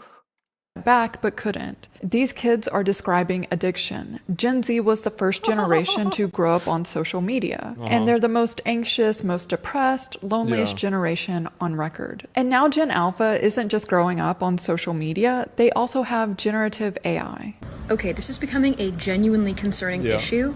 As a substitute teacher, I am encountering a really concerning number of students who truly do not see any value in learning because, as one of the 4th and 5th graders that I was teaching the other day asked me, why do I need to know any of You this just if look a it up. computer or AI can do it for me? that's right. That's right. A little girl didn't want to learn how to read because why would she need She avoided answering the question. The answer is you don't. to when she could have Yep. the computer read it to her? Or when Absolutely. she could just take a picture of her math problem So and have true. the AI do it for her. This is a legitimate issue. Children do Well, legitimate here's question. the real What the legitimate fuck, bitch? issue. It's because I bet you don't really have an answer for her. Yeah, exactly. You probably don't have a real answer Yeah. for why do you need to learn all of this bullshit You can't be a good in order teacher to, if you don't know, want clueless like go and a on with student. life if, you can just have a computer do this. They probably don't have a real answer for it. And the fact is that, like, why do you really need to know long division? The answer, you don't. I do. You It's can not a just do it with your programmer, phone. but- Everybody Ask has a Bill phone. Every phone has a calculator. There's never going to be a universe where 99% of people will ever actually have to make a decision that requires a long-form division that a calculator isn't immediately accessible to. And I think that's the big issue. It's that they can't change with the times, and so they keep trying to teach kids. Like, I remember a good example of this was, like, for us, it was cursive. Like, we used to have to learn how to write cursive. You know what I did? Nothing. I never learned cursive. It was Same. stupid. Why would I learn cursive? Fucking Like, these pointless. teachers, if they were so smart, they wouldn't be teachers, okay? So, like, I never took them seriously at all. And I think that for a lot of these different, especially math things, why does somebody really need to know the answer to this? And I think that's the problem, is that they don't have a good answer for why. Not have fully developed reasoning abilities. Their brains just It's because they're too busy asking the how. They don't have time to ask the why. aren't developed. We can just take a look at the subreddit Kids Are Stupid to see Kids are fucking stupid. I should go to the subreddit. I should dedicate an entire stream to just calling kids retarded. proof that kids do not like think that. long term. They don't No. have the mental capacity to fully think through their actions. So how is a teacher supposed to convince a student to learn how to read when that student believes that the AI can just read for them? Well, the problem isn't that the problem isn't that the student believes it. The problem is that the student's right. AI can read for you. Calculators can solve math problems. So until you can address that for what it is, you're not going to be able to explain it to somebody who's conscientious why this is a good idea. Yeah, the reason that the kids are right. They convince them to learn to write when they can talk to ChatGPT and it'll write for them. Spelling, why bother? Yep. Grammar, who cares? History, civics, critical thinking. The AI has all the answers. That's right. And all a child sees is a path of least resistance. They Yep. don't understand that to struggle is to learn and to grow. What are you doing? GPT. I know, but what are you doing? I'm doing school. Are you doing school on ChatGPT? Mm-hmm. Gotta start them out early. Oh, man. How old are you? 3. 3 years old and he's on ChatGPT doing school. Oh, my God. And what are these children hearing from the adults about AI? AI is going to change everything. Yeah. AI It's makes you so much more efficient. AI I mean, if I had a kid, I'd get him on the computer as fast as possible. I'd have him using AI at 5 years old. I would. Because that's the future. That's the world. As a parent, I think your responsibility is to prepare your kid for the world. You can dislike AI all you want, but it still exists. That's it. I would immediately do that. Sure. Because that's the real world. Like, you can't go and like pretend like, oh no, it's like it was when I was a kid. No, it's not. The world that you lived in is gone. do it for you. Why would a child that's my invest opinion. in learning when every adult around them is saying that Exactly. machines will do it better? Yeah. We're creating learned helplessness at scale. I'm going to start with saying that teachers are not afraid of AI because we hate technology. We are scared because we are watching critical thinking disappear in real time. When I was in high school, my math teachers would say, you got to know how to do this because you're not going to have a calculator in your pocket. Well, But guess now what? you have I a have a calculator. calculator in my Yep. pocket at all times. That's what right. I've realized is that it's not a fair comparison because calculators replace computation. I actually think critical thinking is an all-time highlight now. There's less tribalism than there's ever been in human history. After we learned how math worked. AI. This is a cope. It's a massive cope. People have the ability to form their own opinions more than they ever did. No wonder your kids aren't listening to you. You're a retard. Why would they listen to a retard? This is a point I was making way earlier in the video. If you're not going to be smarter than them, then there's no reason for them to even focus on you. Shows up before students ever learn Really? how to think through a problem. What we are witnessing is that students are now incapable in sitting in any kind of intellectual discomfort, and that's concerning. This is what She's right, though. No, she's not. The idea not. that students She's back dumb as then fuck, and that's why were learning the teachers are- computations why of the math students is are dumb total as fuck. bullshit. Kids were totally looking up answers. They were doing all this on their own, and they never learned this. I bet if you asked that woman to do a math problem herself, she wouldn't be able to do it. Like, that's the bottom line, is they wouldn't be able to do this. The fact is that if you don't engage people in a genuine way, the big problem I think a lot of these teachers have is that they treat kids like they're like inferior like animals in a way. A lot of kids are not. It's not like they're like, it's not like a dog or a cat or something like that. It's more like cattle, and as far as public school systems go. It's just a person that has some impaired decision-making capabilities. And I think that the problem is that they try to explain things to them in a way that's disrespectful to an adult. But they try to explain it to a kid that way, and they do that instead, and they hope that, oh, well, maybe that's going to work. Maybe that's going to make them understand this or see it the right way. Bad take? It's not a bad take. I know how kids think because I used to be a kid, and this is exactly what I used to do. Like, I would have been one of these kids 100%. Absolutely. what people miss when they compare AI to calculators. It's not just math. It's literally AI is a tool. They need to realize critical thinking isn't replaced by tools. You're not going to be able to explain to a person the idea that, for example, doing long division creates a level of thinking that's going to be beneficial for them. That's not how it works. The thing is that if you're teaching, like the way that you solve this, by the way, how do you solve this? You solve this by teaching abstract logic. That's what you have to do. Chat thinks everybody's a fucking mathematician. Instead of trying to teach, like, compute this problem, solve this math equation, you have to go and take a step back and teach abstract logic and concepts. So the solution isn't just continuing to teach people long division and multiplication infinitely, right? That's just a mistake. Every subject, including thinking itself. And we now have Algebra is absolutely necessary. It's absolutely not. It's not. I bet if you gave everybody in this chat an algebra test, the 80 or 90% of people would fail it. Even algebra 1. I bet they would fail it.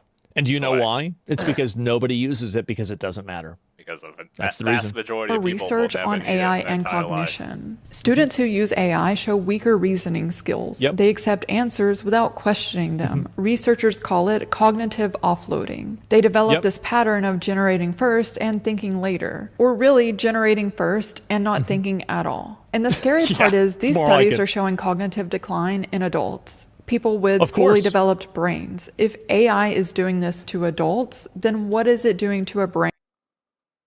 I mean, your brain technically starts to rot past the age of 24, 25, shortly after your frontal cortex fully matures. That's still forming. Well, they're not using their thinking. That's the reason why. Teachers are responding to the Not thinking at overuse all. of AI by removing Chromebooks and iPads from the classroom. They're going back. What a great idea. Let's not prepare kids for the real world, so your inability to adapt with the current times as a teacher is retained. This is why you need to have, again, Navy SEALs being into fucking, making these decisions and being teachers. Is because these retarded Karens, like, their idea of solving this problem isn't teaching kids for the future. Oh, no. It's trying to remove every stimuli possible so things can be just like they were in 1995. It's not 1995 anymore. It's not 2005 anymore. It's not even 2015. The fact is, the world has changed. And if you're not teaching kids and preparing them for the world that exists now, you're putting them at a disadvantage. You are. Well, what the fuck? No, I'm being honest. You need critically thinking, though? No, I'm being honest. Absolutely. What's this here? The whole reason we develop such large brains is thinking critically? Yeah, definitely. And plot twist, it's AI Avatar. What do you think they do in China? Regulate tech in classrooms? Well, I don't know what they do in China. I have no idea. You fail to understand that they're not trying to teach the kids asthma. They're trying to get the kids to activate their brains for the first time in their lives due to them being overstimulated with content. That's the point. I don't think that's really the point at all. I think that if you can't stimulate and you can't get people to focus on something, at a certain point, it is the teacher's fault. And I think that everybody knows this to be true.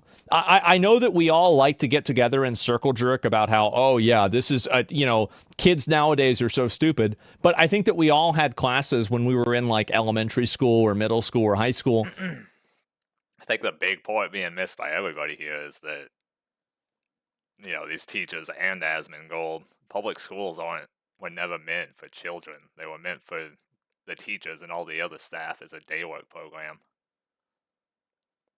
Where there was a teacher there that was just a total fucking moron and nobody paid attention to them. But then you'd go to another class and the teacher actually knew what they were talking about and they could actually teach the class and people paid attention. I think that's it. And so we've all had this experience, but the moment that I say this is the same thing, but it's just a different flavor, people act like I'm wrong. No, I'm not. This is the way it actually is. Of course it is. Like, I don't know how people can be so stupid. How can anybody be so stupid to not realize that if you're living in a world that is constantly evolving and changing with technology, the solution to that should not be removing the technology. This is not, you're not preparing a kid for the real world by removing the technology. And then there's also another component. I want to talk about one more thing, then we're going to move on. These schools are not teaching critically thinking. They're not teaching critical thinking. They're teaching worthless little factoids like who started Minnesota or whether it was like Catholics in whatever fucking place that it was. This is worthless, useless information that people will forget probably 5 minutes, just like I did. They'll forget 5 minutes after they read it. You're not teaching kids anything that's valuable. You're not teaching kids anything that matters. You're just teaching them these worthless factoids so you can understand, or they can take a test that tests them on these worthless factoids, and then it never improves their life at all. It's basically the idea of give a man a fish, he's fed for a day. Teach a man to fish, you'll feed him for life. That's really what they do. Is they want you to learn these different like little things. Okay, you have to know this, that, and the other thing and everything else, but they're not really teaching you any sort of problem solving process at all. And that's why I said you have to, the shift has to be away from repeating factoids back to the teacher that they told you, and it needs to shift over to understanding logic and being able to connect different points. That's it. And if you can't teach kids in that way, the kids will not be prepared for the real world. That's fundamentally how it is. Wasted IQ training, no profitable skills. Yeah, they have no, like, it's not a skill to know that. I think you're being far too general with this. I'm not. Because this is something, technology is changing everything. It's changing the way that people do everything. So if you're not teaching people a foundational way of thinking, then it doesn't matter what they learn. Because it's just, this is another thing too, is that whenever you're teaching people skills, if those skills are not going to be applied in real life, they will be forgotten. This is just the reality.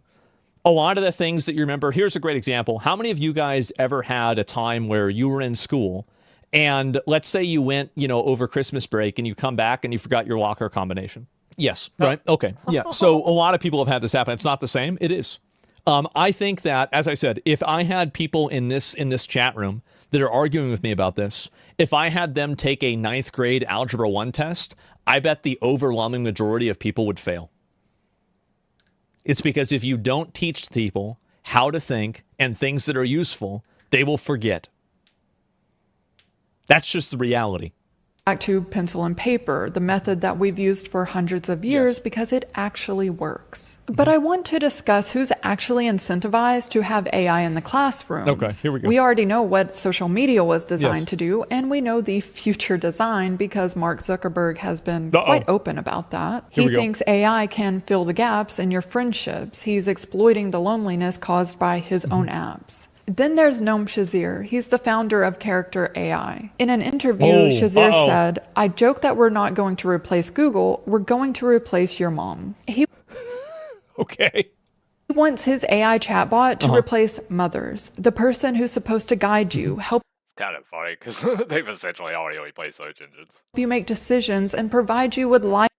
Like, I used to spend fucking a whole day searching an old, 20-year-old forum post just to find info I was searching for. Now it's just like 5 minutes at most on average, compared to shit that used to take a day or two. Life advice. He would rather his chatbot do that. And then there's Sam Altman. There's always a Sam Altman quote because the man has never received a podcast invitation that he could turn down.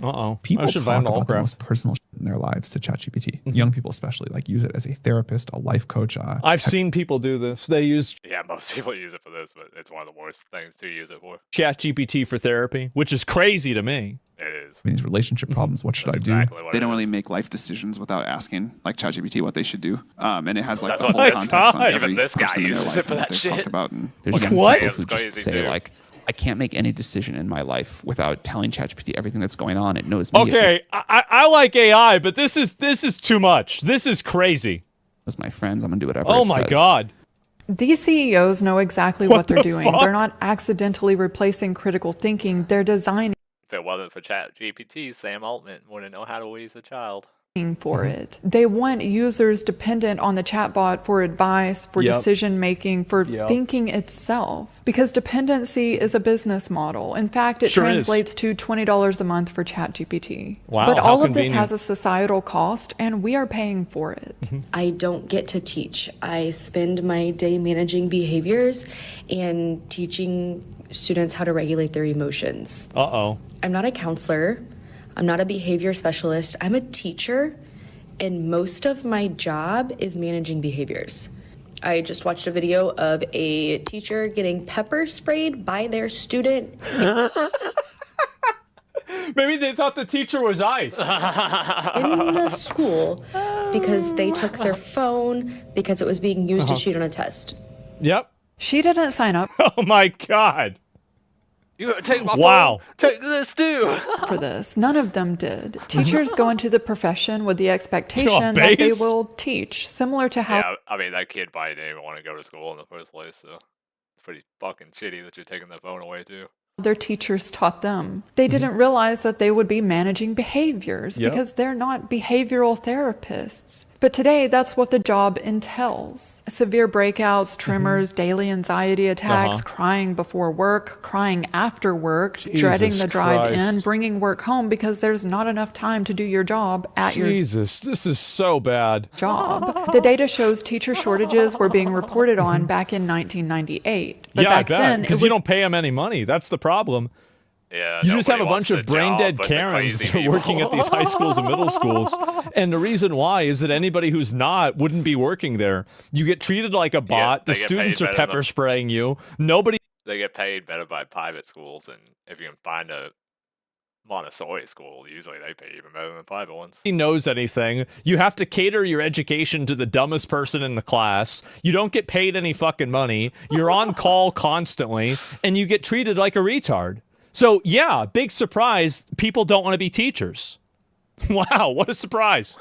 It's fewer than 30% of states. Fast forward to today, and it's 86% of school districts that can't fill my their God. positions. 86% is a collapse, not a shortage. 411,000 teaching positions are either empty or filled by someone who isn't fully qualified. As a result of having less staff and more students, more You don't students with say. behavioral issues, teachers are burning out. In fact, teachers Yeah, have I the bet. highest burnout rates of all industries, with 44% reporting always or very often feeling Well, I mean, the reason why too is that nowadays, because teachers, there's like so much more technology. Like I talked to somebody who was a teacher semi-recently, and they told me that they had to respond back to the parent complaints and the parent messages within 3 days. So even if it was on like a weekend or something, they still had to be replying back to these messages and talking to these parents. So I think that's the big difference too. Parents are shit. Well, I'm saying in general, right? They're cooked. Yeah. And so like, Yeah, the parents are shit too, as far as public schools go. Like, they're not even paying for their kids' education, but they're still completely demanding. you have these teachers that like they have to spend their own money on school supplies, number one. Number two, they're massively disrespected by the students. And then the parents blame any shortcoming of the student on the teacher. And then on top of that, the parents now have this teacher at their beck and call at any moment, at any time. And so really, and all of this is for being paid, I don't know, $45,000 or $55,000 a year. Yeah, of course they're going to quit. Of course they're going to hate it. I think it makes sense. I mean, I would. burned out. This clip says how it feels going to sleep tonight knowing that I don't have to wake up tomorrow and teach children because I quit my teaching job in the middle of the year. Man. We can go to the comments. What are you doing instead? Asking for me. Wow. Currently in class and just letting them talk over me because I'm tired of it already. What do you do now? I went out. Maybe I'm an asshole for saying this, but I bet a lot of these teachers are probably awful. Because I remember what it was like whenever I was in school. And a lot of the teachers that always complained about being teachers, the reason why is because they were retards that nobody respected. Yeah, the ones that complain the most are almost always the absolute worst teachers in the whole school. And so, like, I most of them are exactly right. I mean, so whenever I hear, oh, it's so hard, it's so bad, yeah, sure. And yeah, it's like, let's go ahead. Yeah, what are you doing? Oh, you're passing out worksheets for all the students to do. And they can't look anything up on the internet. Right, okay, that makes sense. Yeah, because they're never going to have the internet, for sure. Out of education. Quitting teaching was the best decision of my life. Sad. You won't regret it. You're shitting on everybody? This is honestly Yeah. terrifying seeing how many teachers wanting to quit. Teachers deserve better than Tragedy of the commons. Gotta go get a weed for you. this. What they need to do is they need to pay teachers way more money, and then you have higher quality, better teachers. That's the problem. It's like, why would somebody that was a well-educated, intelligent person, why would they choose to become a teacher unless they're just extremely passionate for it? So whenever you're foregoing a certain quality of life, you're not able to, like, the only people that you get as teachers, and I'm sure you guys probably had this happen in high school, is that maybe 80-20, right? Like 90-10. 80% of your teachers were retarded bots, and 20% or 10% of your teachers were really engaging, super motivated, great teachers that were like S-tier, educators. And like, that's probably how it was, right? And so the reason why is because those 80% bots, they couldn't get a job anywhere else. That's the reason why. Nobody else would hire them. Comments are filled with teachers Garbage. who want out or teachers who have already left, and it's the best decision they made. By the way, this video was posted 1 week ago. It has over 2 million views and over 292,000 likes. Jesus. The algorithm found every burnt out teacher in America. I think it's probably a lot less than that. I live like this. How do you afford this on a teacher's salary? Oh, she should start a daycare. Wow. So that my students can live like this. Oh, that's nice. See that? Why do we have this happen? I think this is a really great example of what I'm talking about. She should be getting the money that we're funneling to these Somalian, scammers. All of these parasite immigrant scammers, ship them back to whatever shithole they came from, and then give these people the money to educate our kids. What are we doing? Really? What a stupid way of doing things.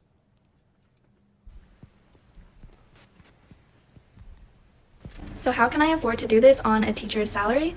The answer is I can't. Yep. I'm living paycheck to paycheck. I am beyond broke. This is disgraceful. Absolutely disgraceful. Are the people that we're losing. Teachers who are willing to live paycheck to paycheck to nurture the next generation. A survey found nearly 97% of teachers use their own money to buy classroom supplies. 97%. Teachers earning between $35,000 to $50,000 are spending $700 out of pocket each school year for kids to have pencils. Critical thinking is becoming a class marker who can actually question things. But this is to be expected. For years, education has been systematically devalued, defunded, and deprioritized. The reason why our education system is so bad is because we tailor our education system around making the dumbest 10 to 20% of the people in high schools graduate. That's the reason why. If we tailored the education system around intelligent people rather than, dragging these worthless pieces of garbage all the way through school, then everything would be totally fine and we'd be up there with China. The real problem is that the education system is catered to the lowest common denominator. And to the extent that you cater to the lowest common denominator, you will get the lowest common denominator. That's the problem. And so, No Child Left Behind? No, I understand that. And again, if you went to public school, you would know this is true. That a lot of times the school is now like the school classes are based around basically the bottom 50%, or at least probably bottom 20% of people's understanding. And that's it. Participation trophies for everyone. Well, that's racist because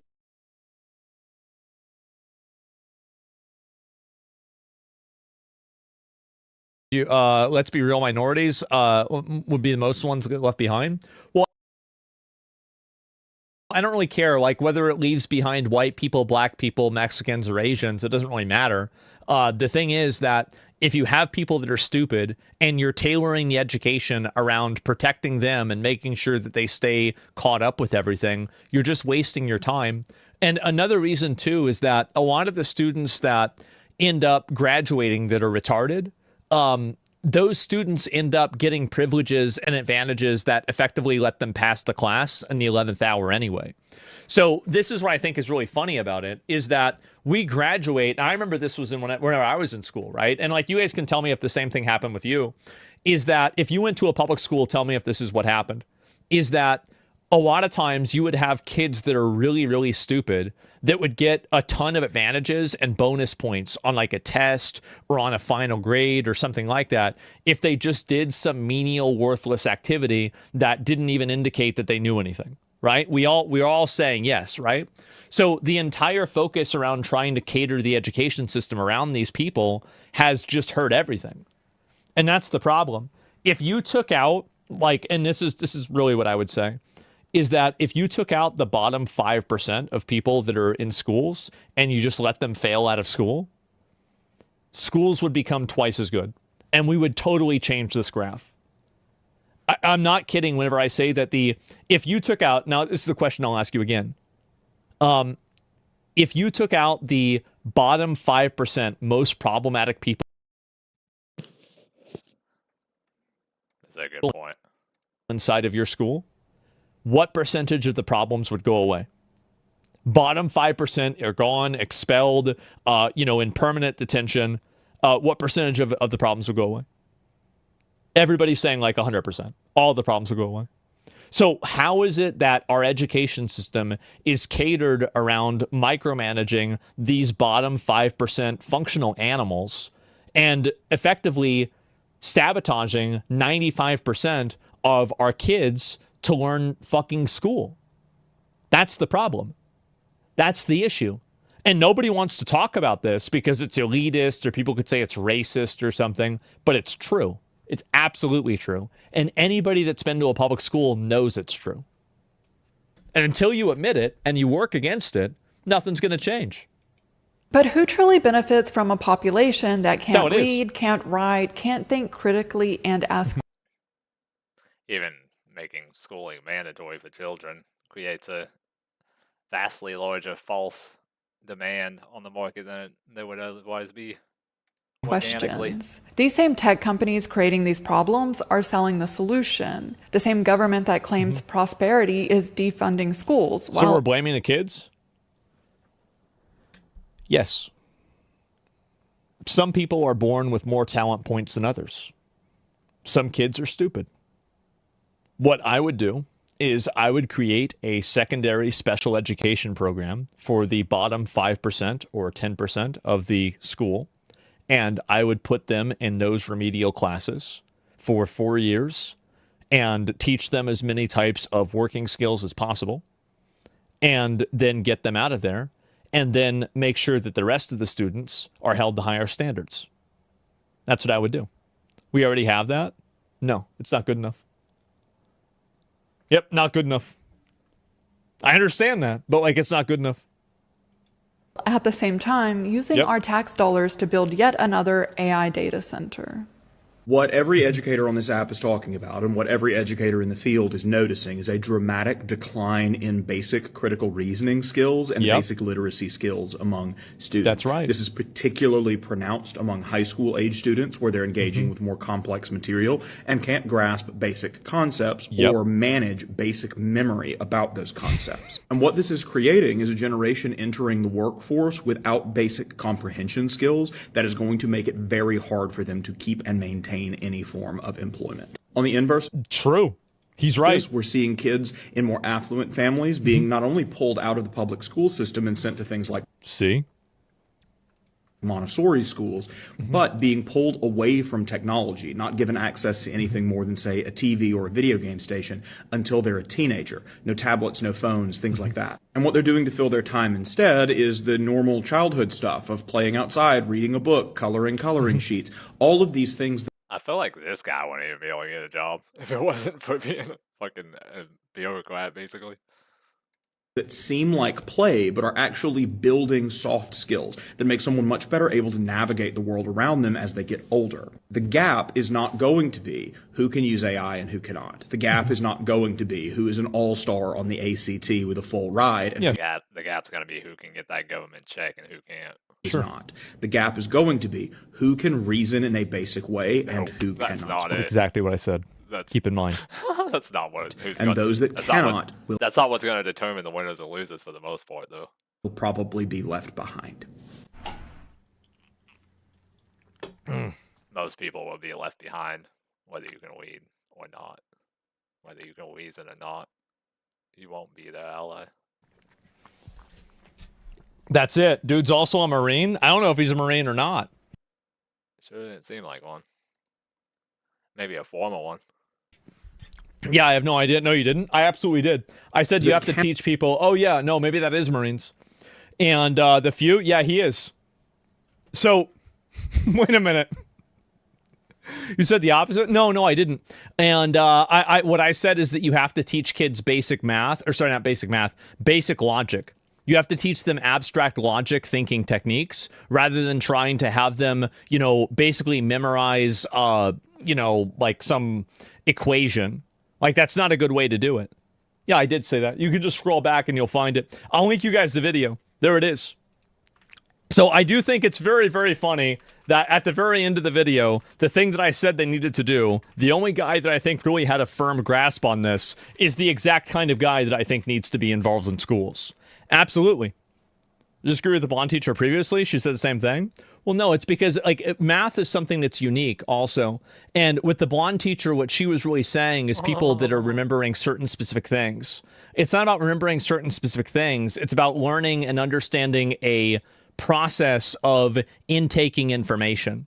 And if you don't understand the process of It's literally saying the opposite about algebra earlier. Intaking information and processing and deciding on information, then you're going to fail.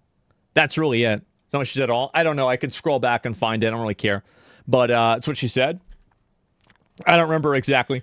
And yeah, it's the video blaming teachers and all. Yeah, I mean, I think that really a lot of this does have to do with bad teachers, though. I do think this. And a lot of people like to, not blame the teachers. But I think the teachers definitely are at fault. And I think the reason why is because we don't have enough money to pay for good teachers. That's it. Math, logic, and reasoning, abstract thinking, what the fuck? No, see, like, everybody... This is what happens when parents let the government parent the kids more than they do. Everybody thinks that math is abstract logic and reasoning, but the way that it's taught in schools is not abstract or logical. What they teach people in schools is they teach them to, do this equation, apply this equation to this triangle, do this infinity times, and that's it. That's not really learning any sort of real skill. That's just teaching them to do ABC. That's it. It's memorization. The majority of school is memorization. To the extent that the majority of school is memorization. That's the point, though, because they're training people to be just tedious laborers. Will be the extent that I think people won't really be able to learn. Never made it to algebra? Well, of course you do. Yeah, I mean, of course I've been to algebra. Yeah, sure. It's teaching routine, not teaching logic. Yeah, you're teaching them routine and not logic. There's the video. Make sure to give it a like. I think this is a huge problem. And again, we will have this, America will have this problem until people are willing to accept that all students will not get the same outcome. You can't expect every student to be able to understand algebra. You can't expect every student to be able to understand, a lot of abstract concepts because some people are just stupid. And really, I mean, you think about it, there's a lot of people that are dumb. So whenever you tailor an education system around trying to protect dumb people from the consequences of their own behavior, you just basically have a really stupid education system. How are your grades in high school? Well, I didn't really ever do anything in high school. Like the standardized tests, I always got like really good grades. My GPA was very low because I just didn't do anything. But like in terms of standardized testing, it was great. But yeah, did you get a master's degree? No, I did not. Absolutely not.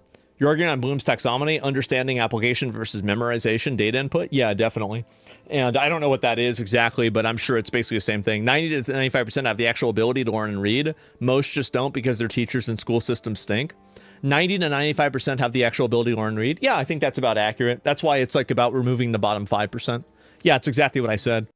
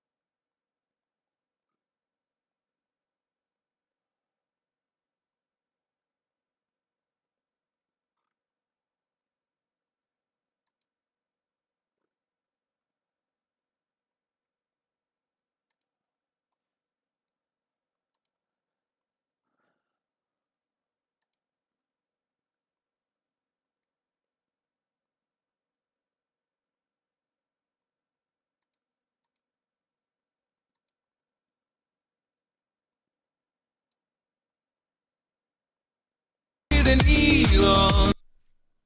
Wait. Oh. What the fuck? Wait. Bro, what the hell, man? Why is there a Nux cameo in this Elon Musk song?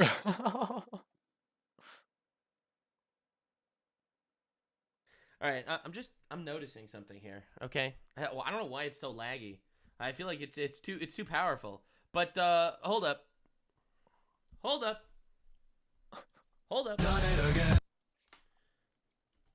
Bro, why is drumming? Why? Can you explain to me why I'm like an Easter egg? Bro, what is this? What? How does this keep happening? They love to hate. Bro. Dog.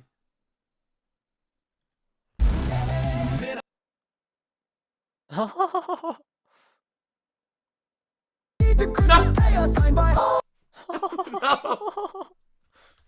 Am I riding Kaya? Dude, what the fuck? I love that I keep showing up in random AI videos, man, but like, why am I riding Kaya? Bro, stop. This is way too good. Bro. Dude, what is that? What is that? What is this finale, dude? Oh, look at Kai's face. Kai's face is fucking perfect. Oh my god.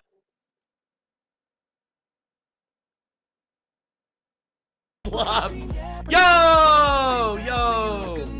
Okay, hold up. What the fuck was I holding? Is this like a best hits of all the AI songs? What was that? Alright. The Doom Scroll. Alright, dude.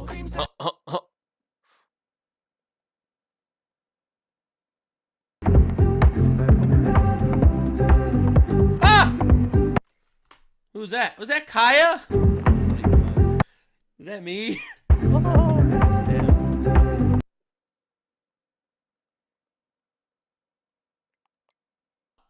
We got lots to do. Lots to do. Not lots of time, but lots of time to do. Sort of. All right. So Bloodrunks sent me a video. Told me I have to react to this. All right. So let's all right, let's see what this is. What's this? Someone told me I needed to react to this. What was this all about? Is it more AI slop? Probably. But the good kind of slop. Yes. Yes.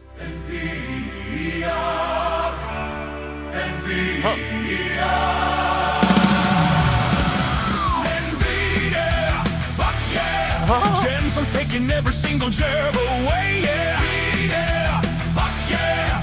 Economy cook just not today, yeah. The end of history came true. Better get your ass invested too. Yeah. Fuck yeah. So smash those prompts and API calls. Dude. Fuck yeah. Trained on all your shit, now suck on my balls. Graphics curse, but we don't care. While AI drones control the air. Is that Palma walking? What the fuck? Shooter, yeah. GPUs, techie twos. Yo! It's Jensen Jam, Blackwell, sick service smell, the internet, your data set, employment though, it's gotta go. It's all fake and gay. You be somehow, but not today. What? It's all faking. Hey, there he is.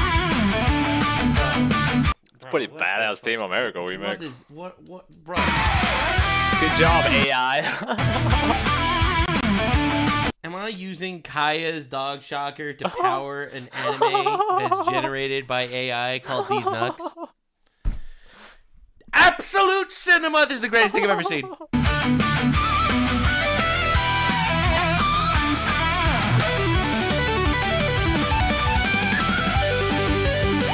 Bro, The Shadow Band. Is that me, Asmongold, Tim Pool, and Moist Critical? Hell yeah, dude! The Shadow Band. I like it.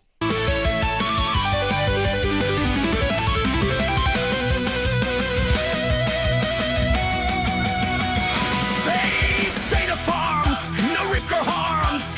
Vocalizers, the advertisers. Taiwan exists, and China's pissed. AI slop, with cream on top. Call centers, now we're all renters. We get the map for Robo-Rap. The metaverse, it gets much worse.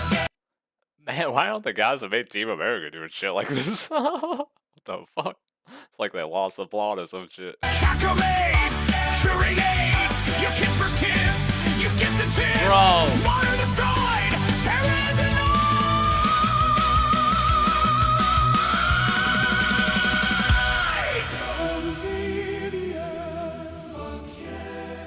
the basilisk is based, no time to waste yet.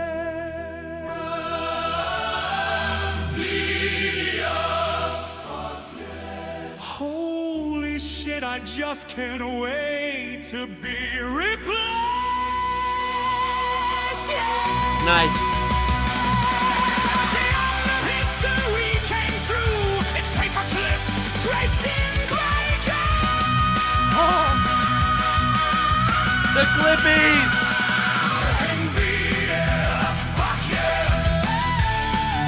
私は来るよパパ。どうやら俺たちだけじゃ帰れそうにないな。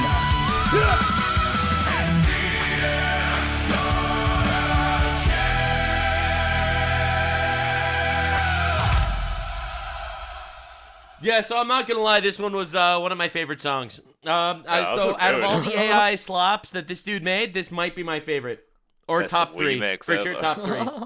This AI was really remix good, ever. really good. Aside from the song being a crazy bop, also the lore is actually pretty insane. NVIDIA literally taking over the world little by little, insanely cool. And yeah, everyone kind of is a puppet. I love the art style shift from like the usual stuff. This was really, really good. This was really, really good. Damn. It's terrifying, man. Really scary. So accurate. NVIDIA. Fuck yeah. All right. Anyway. A Pringles can and a pop can combined. I didn't know you were in a shadow band. True. True.